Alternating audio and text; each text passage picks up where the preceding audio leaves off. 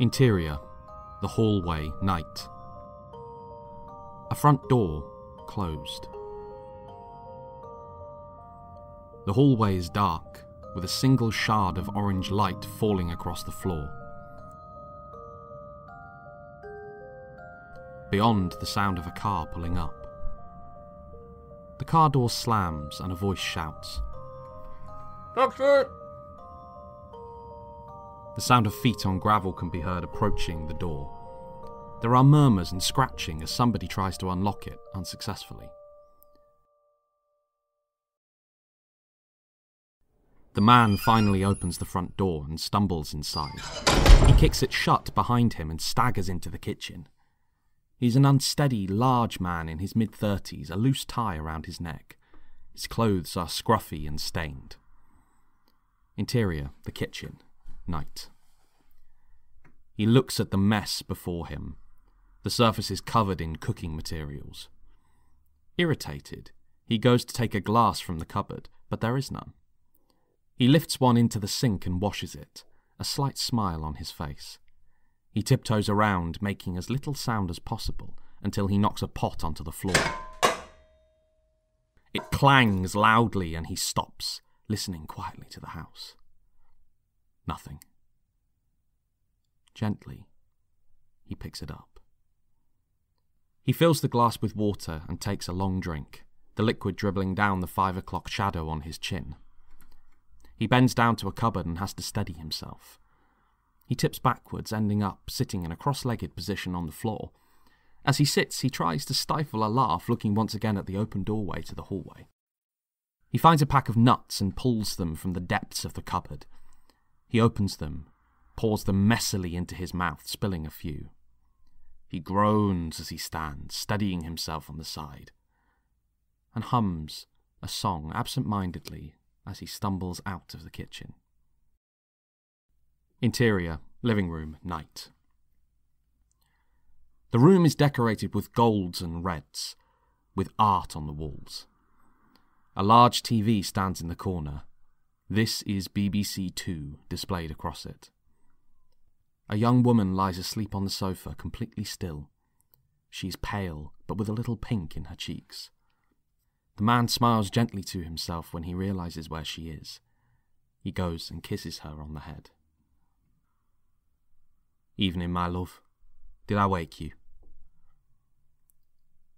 He looks at the blanket on the back of the sofa and pulls it over her. She doesn't respond. Well, if someone did the washing up, then there wouldn't be a pot to knock over, would there? He picks up the remote from the coffee table and turns off the screen. He stands staring at her. She remains completely still. He turns as if to leave the room, but then turns abruptly on the spot. "Are you all right there, my love? You didn't have to wait up. You could have gone straight to bed if you wanted." She does not stir. He inclines his head a little, listening.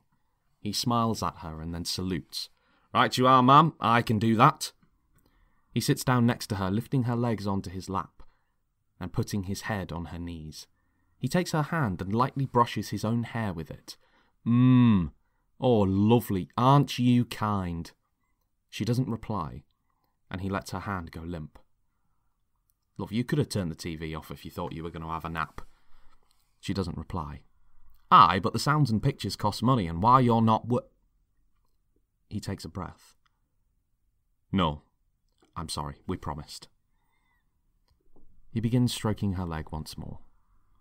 "How was your day?" The room is completely silent. There is no movement on the sofa save the nods of the man. He grunts as she speaks, occasionally interjecting with a query. Suddenly he erupts into laughter, slapping the sofa and throwing his head back. She remains completely still. He takes a swig of water and puts his glass down on the side. "And did she?" She does not reply. "Hey, I'll bet now." He drinks from the empty glass again, draining the contents. He sits for a moment, chuckling at the story before turning to the sleeping woman. "Have you eaten? Do we have anything?" He stands and leaves the room, laughing still. As he goes, utter stillness returns. The sounds of clanging in the kitchen echo through to the sleeping woman, but she remains motionless.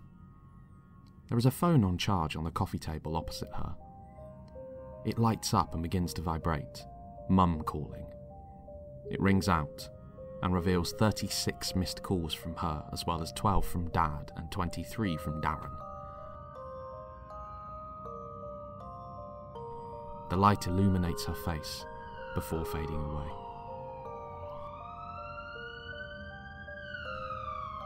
Outside, a police siren goes by and the man comes out, spoon in hand.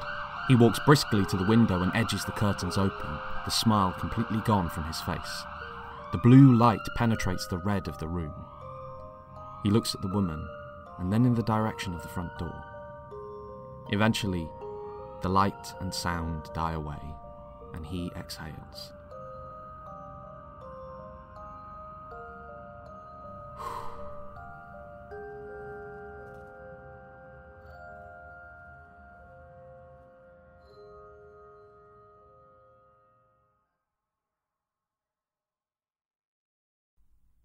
He bends down and kisses her gently on the head.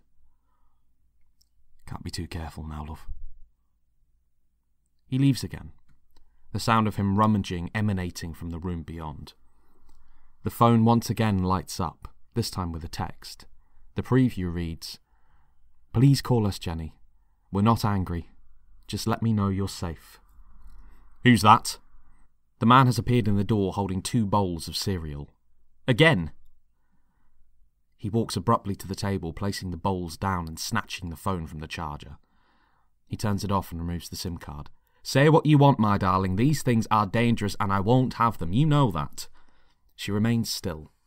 He puts the phone into his pocket. "She's always hated me. No, don't." He pauses. "No, don't defend her, love. No, don't. Look, you know exactly how I feel, and if my happiness is less important than your mother, well, I don't know what we're doing here anyway." He sits down heavily and picks up one of the bowls. The quiet is absolute in the room, save the sound of the man eating. He picks up the remote and turns on the TV. He flicks through one night screen to the next. "It's 4 a.m, love. TV's gone to bed." He continues, eventually finding a late-night horror, Dracula. Christopher Lee suddenly spreads his arms wide and bares his teeth. The man jumps. "Oh, no more of that, I think." He continues through his cereal. "Eat your cereal now, love." She does not stir. He continues to flick through the TV, finally settling on the tail end of a panel show. He laughs loudly at the jokes, spilling milk on himself. He turns to Jenny. "At work today, love, right? Sharon was talking about that Joe Wilkinson. She reckons I look like him." He poses, pulling a face. "What do you reckon, eh?" He holds it for a second longer, before turning back to the cereal. "Nah, I know." He watches a little more, but notices her bowl remains untouched on the table. "Do you not want that then, love? You could have said." He drains the milk from his bowl before collecting hers from the table. He walks into the kitchen. "I'm just saying, love, I'm not made of money at the moment, and if you didn't want..." Silence. He re-enters and stands in the door holding a pack of Marlboro Lights. He nods, looking at the woman, and lights a cigarette. "Oh, now, love, where's this coming from?" He stops again, takes a few drags of the cigarette, listening to the silence. "Well, I just mean, you could earn your own..." No, all right, you're probably right." He takes another drag and grins at her with an idea. "I could get a single occupancy discount, I suppose." Silence. His face changes and his eyes narrow and he slowly blows smoke from his nose. "You think so?" Silence. "Well, if you..." Silence. "Love, could you not Darling, seriously, shut up and let me..." "No, you shut it. I asked first." He approaches the woman and puts his cigarette out in the ashtray.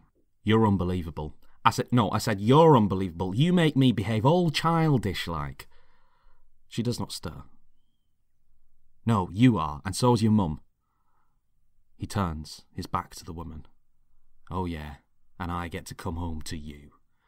He gestures to her. "I'll do what I like, thank you very much, love." He walks over to her and points in her face. There is no reaction from the woman. If you try something like that, well, we'll just see, won't we? He sits down, reaching for the remote again. Well, maybe if you were less of a fucking bitch, I wouldn't have to.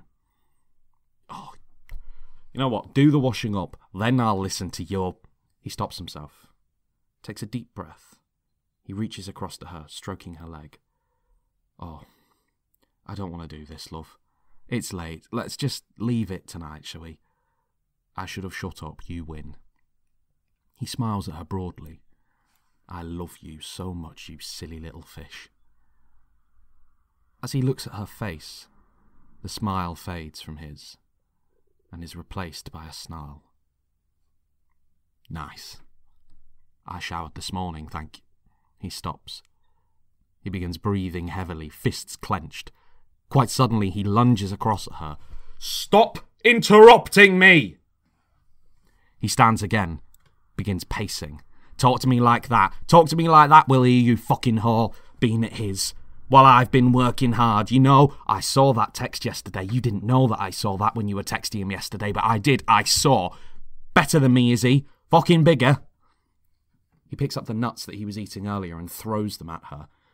You fucking slut. You've made me into a cliché. He turns and moves swiftly towards her until his face is close to hers. He sniffs. You stink. He throws the blanket off her and moves along her body, sniffing. You stink. He whispers in her ear. What's his name? No response. Go on, tell me. She does not stir. No. He stands up. Silence consumes the room. Oh, don't cry. She does not stir. I said, don't cry! He raises his hand, but stops. She still lies completely still, unaffected by this outburst. Oh my God, He composes himself. You make me, you always interrupt me. He holds his head in his hands. All I ever do is try to look after you. I took you away from that life with your mum and you wanted to come with me, and now I think sometimes you don't want this anymore. And that really hurts me, love, because I love you to bits. Do you love me? A pause. He doesn't hear what he wanted. Okay, look, I'm sorry I did that. You know I don't. I was wrong to do that just now. But, you know, when I come home and nothing's done and the TV's... I mean, if you think you're going to drift off to sleep, just put a timer on, you know. But, no, look, I'm sorry. He takes off his jacket and then his tie. He throws them onto the other sofa. I'm just tired. I'm just really, really tired. Are you tired? He laughs to himself. Of course you are. The laugh peters out. He kneels next to her. Sorry. She does not stir. He nuzzles his head into her chest. I want to keep going. Do you? He holds her. Still, she doesn't wake. He kisses her and smiles gently to himself. Okay.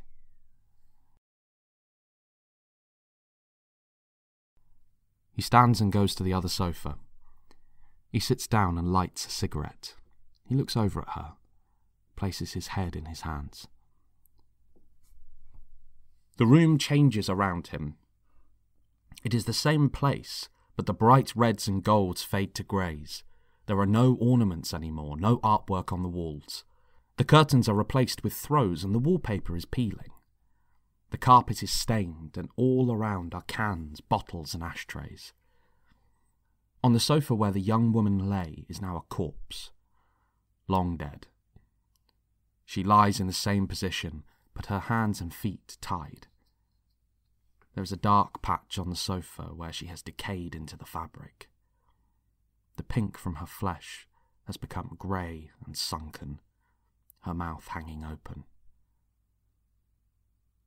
The man looks the same, but in his hand is a rolled cigarette. His clothing finally looks in keeping with his surroundings. He looks at her, clearly not seeing the decaying figure before him. "I'm going to bed. Are you coming or are you sleeping down here?" The corpse does not stir. He nods and gazes at her withered body. He kneels down, stroking her hair and kissing her forehead. "I really do love you. Please don't forget that." Her eyes stay closed, her mouth gapes. She does not hear him. "Night-night. I'll leave the TV on for you, hey? Just for a treat." The panel show has ended and teleshopping has begun, so he presses the remote and News 24 comes on. Jenny Butler, who vanished from her home 1 year ago today. Jen, as she was known by her friends, is described as being a happy... As the news bulletin continues, the man moves through the house, turning off lights as he goes.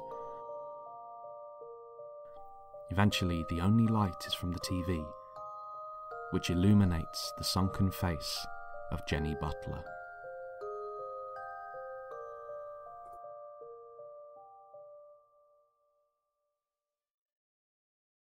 This week's episode, Denial, was written and read by Marcus Armstrong. The music was composed by Ross Bugden, who, as always, does really incredible work, so please check out his catalogue. The link is in the description. And we'll be back with a new episode very soon. Thanks for listening.